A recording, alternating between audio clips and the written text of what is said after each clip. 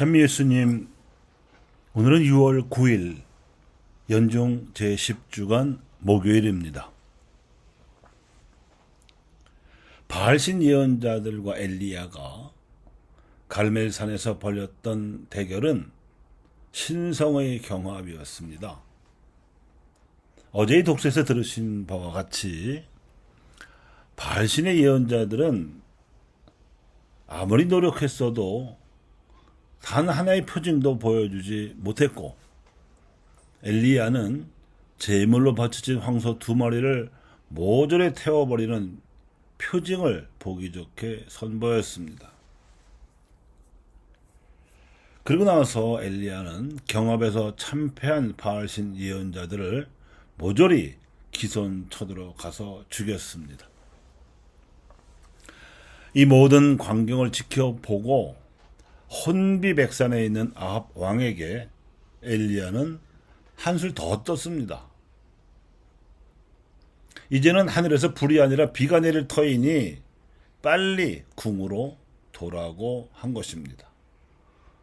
한참 만에 큰 비가 쏟아지자 아합 왕은 더 이상 머뭇거리지 않고 병거에 타고 가를멜산을 내려갔는데, 엘리야는 아합을 앞질러 이즈라엘 어귀까지 단숨에 뛰어갔습니다. 주님의 손이 내리셨기 때문에 가능했던 축지법 기적이었습니다. 마른 하늘에서 난데없이 일어난 불도 기적이랬으려니와 긴 가뭄에 갑자기 쏟아진 큰 비 등 자연현상을 거슬러 일어난 표징에 이은 또 다른 표징이었습니다. 엘리야가 믿고 의지한 하느님께서 당신 손으로 아합과 그 우상 예언자들과 또 우상 숭배 백성들을 당신의 손으로 물리치셨던 시대 이후 800년 만에 예수님께서 바리사이들과 그들의 율법학자들의 의로움을 물리치고자 하셨습니다. 당신의 거룩함으로야 이미 상대가 되지 않는 하수들이었으나 당신 제자들에게도 당신의 거룩함을 본받게 하고 싶으셔서 하신 말씀이었습니다. 너희의 의로움이 율법학자들과 바리사이들의 의로움을 능가하지 않으면 결코 하늘 나라에 들어가지 못하리라. 그네들의 의로움이란 십계명에서 출발하여 600가지도 넘게 늘어난 세밀한 규정들을 글자 그대로 철저하게 지키는 것이었던 만큼 대단한 노력을 필요로 하는 것이긴 했습니다. 하지만 사실은 일반 백성들은 그 방대한 규정들을 알 수도 없고 또 먹고 살기 바빠서 지킬 수도 없으려니와 결정적으로는 그렇게 지킬 필요도 없는 것이었습니다. 왜냐하면 바리사이들도 평소에 백성 위에 군림하며 착취하며 사는 자신들의 부도덕한 입지를 강화하기 위해서 그렇게 억지 노력을 해온 것이기 때문입니다. 한마디로 말해서 예수님께서 말씀하시는 율법학자들과 바리사이들의 의로움이란 위선덩어리였습니다. 따라서 예수님께서 이 위선적 의로움을 능가해야 한다며 가르치신 참된 의로움이란 하느님께로부터 나와야 하는 것이었습니다. 사람의 육신 생명을 빼앗지 않는 것은 물론이고 정신적 생명인 자존심도 건드리지 않는 것이며 영적인 생명의 영혼을 존중해야 하는 것이었습니다. 그래서 살인도 안 되지만 바보라고 욕을 하거나 멍청이라고 모욕을 줘도 안 될 뿐만 아니라 자그마한 원망도 없이 화해를 해야만 하나님께 제물을 드리기에 합당한 자격이 될 수 있었습니다. 이를 전통교리에서는 성총지위라고 불렀습니다. 언제 죽어도 하나님 나라에 들어갈 수 있는 처지라는 뜻입니다.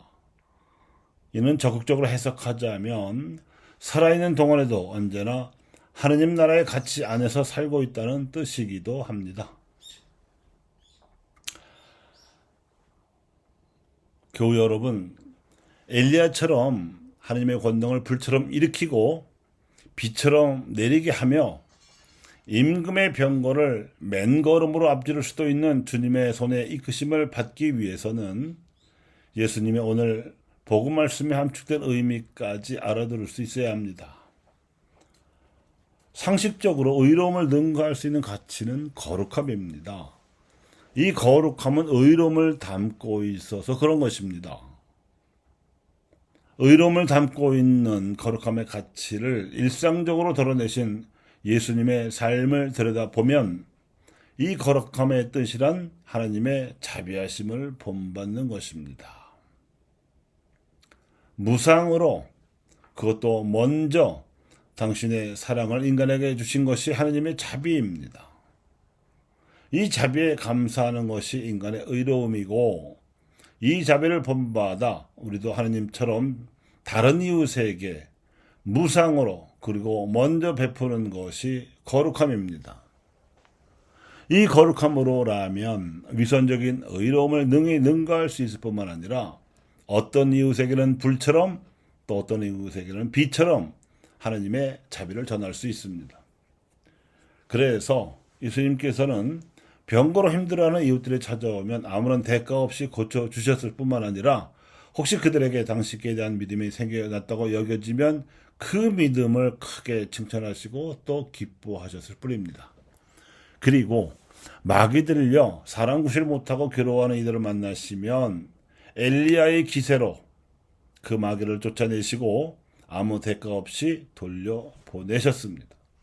당신을 따르겠다고 집도 직업도 버리고 온 제자들에게는 그렇게 몰 이해와 굶뜬 믿음으로 힘드셨으면서도 당신의 생명까지 내어주셨습니다. 그래야 당신을 이어서 당신의 일을 해줄 사람들이었기 때문이었습니다. 이런 것들이 예수님께서 보여주신 하나님의 자비였고 거룩함이었으며 의로움이었습니다.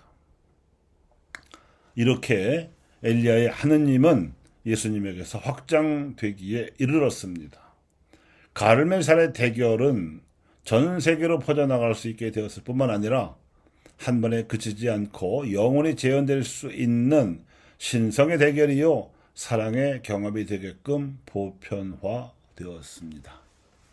기껏해야 자신들의 치졸한 앞가림을 하려고 의로운 척하는 바리사이들의 의로움 정도는 가볍게 능가할 수 있는 거룩함의 길이 펼쳐질 수 있게 된 것입니다. 감사합니다.